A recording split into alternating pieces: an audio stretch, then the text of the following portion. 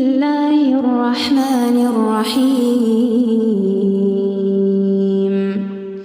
ياسين والقرآن الحكيم إنك لمن المرسلين على صراط مستقيم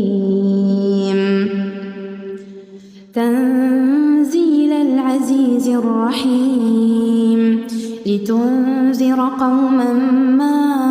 أنذر آباؤهم فهم غافلون لقد حق القول على أكثرهم فهم لا يؤمنون إنا جعلنا في أعناقهم أغلالا فهي إلى الأذقان فهم